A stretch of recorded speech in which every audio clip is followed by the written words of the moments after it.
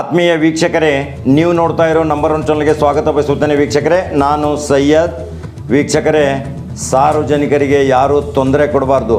ಸಾರ್ವಜನಿಕರಿಗೆ ತೊಂದರೆ ಕೊಟ್ಟರೆ ಕಾನೂನು ಕ್ರಮ ನಿಜಕ್ಕೂ ಒಂದು ಜಾರಿಗೊಳಿಸಬೇಕಾಗತ್ತೆ. ಅವರ ಮೇಲೆ ಕ್ರಿಮಿನಲ್ ಅಪರಾಧಗಳನ್ನು ಸಹಿತ ನೆರವೇರಿಸುವಂಥ ಕಾರ್ಯ ಪೊಲೀಸ್ ಇಲಾಖೆಯಲ್ಲಿದೆ. ಯಾಕೆಂದರೆ ಇವತ್ತು ಸಾರ್ವಜನಿಕರ ನೆಮ್ಮದಿ ಹಾಳು ಮಾಡುವುದು, ಸಾರ್ವಜನಿಕರ ಕುಂದುಕೊರತೆಗಳಿಗೆ ಅಡೆತಡೆ ಒಡ್ಡು ಮಾಡುವುದು ಇದು ಕಾನೂನು ಬಾಹಿರ ಚಟುವಟಿಕೆ. ವೀಕ್ಷಕರೇ, ಇದು ಘಟಪ್ರಭಾ ಮತ್ತು ಗೋಕಾಕ ತಾಲೂಕು ಮತ್ತು ಜಿಲ್ಲಾದ್ಯಂತ ಹಿರಿಯ ಅನೇಕ ಪೊಲೀಸರ ಅಧಿಕಾರ, ಪೊಲೀಸರ ಆದೇಶದೊಂದಿಗೆ ಇವತ್ತು ಘಟಪ್ರಭಾ PSI ಮತ್ತು ಪೊಲೀಸರು ಕಾರ್ಯಪ್ರವರ್ತರಾಗಿದ್ದಾರೆ. ಯಾವ ಕಾರ್ಯಕ್ಕಾಗಿ ಕಾರ್ಯಪ್ರವರ್ತರಾಗಿದ್ದಾರೆ ಅಂದರೆ ವೀಕ್ಷಕರೇ, ನೀವು ನೋಡ್ತಾ ಇರ್ಬೋದು, ಕಬ್ಬಿನ ಟ್ರ್ಯಾಕ್ಟರ್ಗಳು ಹೋಗ್ತಾ ಇದ್ದಾವೆ. ರೈತಾಪಿ ಜನರು ತಮ್ಮ ಕಬ್ಬನ್ನು ನುರಿಸಲಿಕ್ಕೆ ಫ್ಯಾಕ್ಟ್ರಿಗಳಿಗೆ ಹೋಗ್ತಾ ಇದ್ದಾರೆ. ಆದರೆ ಆ ಟ್ರ್ಯಾಕ್ಟರ್ಗಳಲ್ಲಿ ಅದರ ಟ್ರ್ಯಾಕ್ಟರ್ದ ಮಾಲೀಕನೋ ನೌಕರನೋ ಗೊತ್ತಿಲ್ಲ, ಅವರು ಕರ್ಕಶ ದನಿಯ ಒಂದು ಲೌಡ್ ಸ್ಪೀಕರ್ಗಳನ್ನು ಹಚ್ತಾರೆ. ವೀಕ್ಷಕರೇ, ಅಶ್ಲೀಲ ಹಾಡುಗಳನ್ನು ಹಾಡಿ ಎಂತಿಂಥ ದೊಡ್ಡ ದೊಡ್ಡ ಶಬ್ದಗಳಿಂದ ಡಾಲ್ಬಿ ರೀತಿಯ ಒಂದು ಆಧುನಿಕ ಶೈಲಿಯ ಆ ಪೀಠೋಪ ಯಂತ್ರೋಪಕರಣಗಳಿಂದ ಆ ಇಲೆಕ್ಟ್ರಾನಿಕ್ ಮಾಧ್ಯಮದೊಂದು ತೆಗೆದುಕೊಂಡು ಎಷ್ಟೊಂದು ಸಪ್ಪಳ ಮತ್ತು ಶಬ್ದಗಳನ್ನು ಮಾಡುತ್ತಾ ಸಾರ್ವಜನಿಕರಿಗೆ ಒಂದು ತೊಂದರೆ ಮಾಡ್ತಾ ಇದ್ದಾರೆ. ಈ ಹಿಂದೆ ಆ ಟ್ರ್ಯಾಕ್ಟರ್ ಹಿಂದೆ ಒಂದು ಆಂಬ್ಯುಲೆನ್ಸ್ ಬಂದರೂ ಸಹಿತ ಯಾರಿಗೂ ಅವರು ಸೈಡ್ ಕೊಡಲ್ಲ. ಹೆರಿಗೆ ಇರುತ್ತೆ, ಹಾರ್ಟ್ ಅಟ್ಯಾಕ್ ಇರುತ್ತೆ, ಅನೇಕ ರೋಗ ರುಜಿನಗಳಿಂದ ಸಾರ್ವಜನಿಕರು ಎಲ್ಲೋ ಒಂದು ಆಸ್ಪತ್ರೆಗೆ ಆಂಬ್ಯುಲೆನ್ಸ್ ಮುಖಾಂತರ ಸಾಗಿಸಬೇಕಾದ್ರೆ ಅವರು ರಸ್ತೆ ಬಿಟ್ಟು ಕದಲಲ್ಲ. ಇದು ತೊಂದರೆ ಆಗ್ತಾ ಇದೆ. ಈ ತೊಂದರೆ ನಿವಾರಣೆಗೋಸ್ಕರ ನಿನ್ನೆ ಘಟಪ್ರಭಾ PSI ಬಾಲದಂಡಿ ಇವರ ಬಗ್ಗೆ ಒಂದು ಸಂಕ್ಷಿಪ್ತ ವಿವರ ಹೇಳ್ತೇನೆ. ಸರ್ವರ ಜೊತೆ ಭಾವೈಕ್ಯತೆ ಸಂಕೇತದೊಂದಿಗೆ ಸರ್ವರ ಸುಖ ದುಃಖಗಳಿಗೆ ಸ್ಪಂದಿಸಿ ಯಾರಿಗೂ ತೊಂದರೆ ಆಗದಂತೆ ಒಂದು ಒಳ್ಳೆಯ ಕಾರ್ಯ ಮಾಡುತ್ತಿರುವ ಈ PSI ನಿಜಕ್ಕೂ ಒಂದು ಡೈನಾಮಿಕ್ PSI ಅನ್ಬೇಕಾಗತ್ತೆ.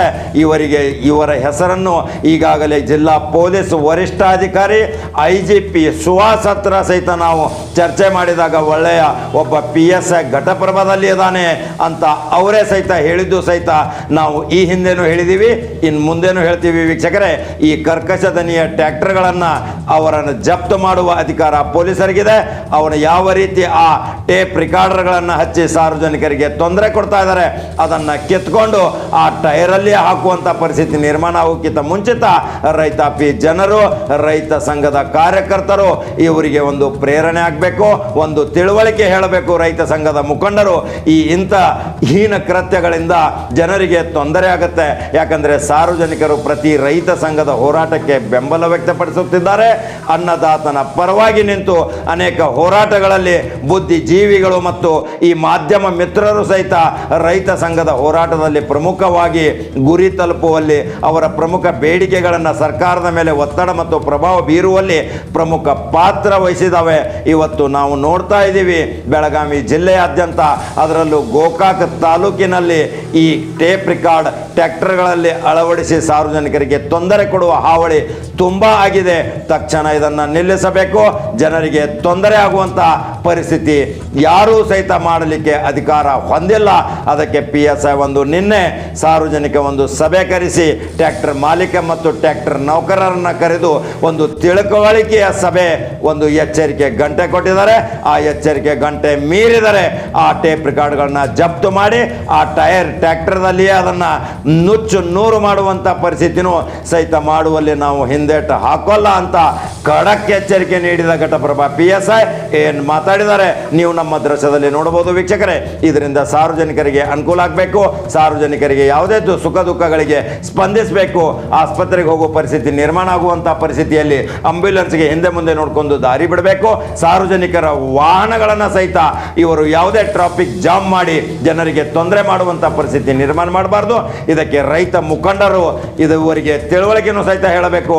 ಈ ತಿಳುವಳಿಕೆ ಹೇಳಿದರೆ ಈ ಎಲ್ಲರೂ ಒಂದು ಸಹ ಬಾಳ್ವೆಯಿಂದ, ಶಾಂತಿಯಿಂದ, ಕರ್ಕಶ ಧನಿಯ ಮುಕ್ತರಾಗಿ ನಾವು ಇವತ್ತು ಜೀವಿಸಬಹುದು. ವೀಕ್ಷಕರೇ, ಇದೇ ಇವತ್ತಿನ ಒಂದು ಮಹತ್ವವಾದ ಸುದ್ದಿ. ಏನು ಮಾತಾಡಿದ್ದಾರೆ PSI ಅದನ್ನು ನೀವು ನೇರವಾಗಿ ನೋಡಬಹುದು. ವೀಕ್ಷಕರೇ, ಮತ್ತೆ ಮಹತ್ವದ ಸುದ್ದಿಯೊಂದಿಗೆ ಬರ್ತೇನೆ. ನೀವು ನಾವೊಂದು ಫ್ಯಾಕ್ಟ್ರಿಗೆ ಬರ್ಬೋದು, ಅಲ್ಲೇ ತರಿಸ್ತೀವಿ, ನೀವು ಗ್ಯಾಂಗ್ನವ್ರು ಕರ್ಕೊಂಬಂದು ಕಡ್ದ ಅಂತ ಒಳಗೆ ಬಿಡೋಣ.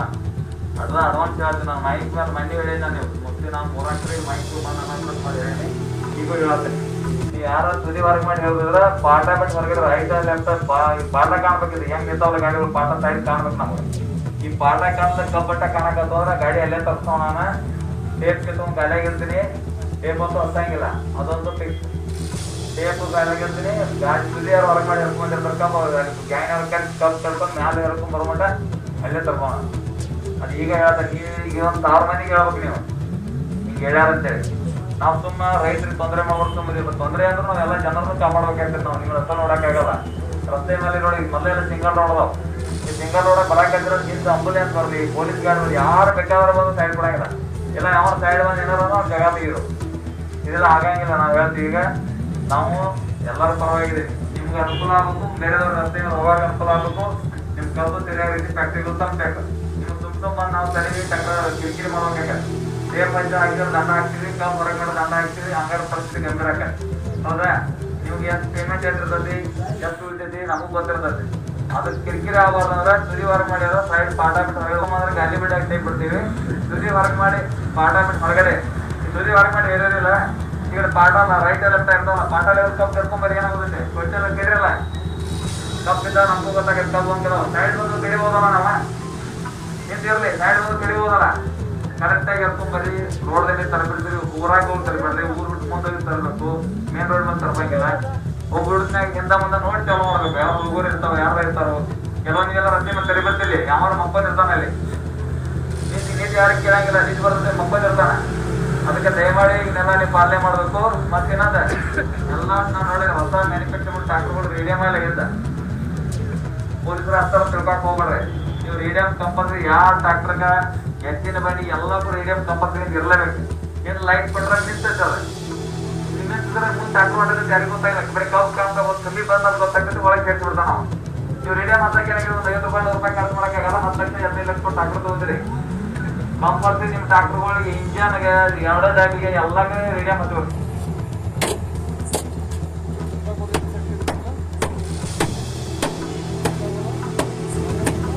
ಸರ್ 40,000 ರೂಪಾಯಿ 40,000 ರೂಪಾಯಿ 40,000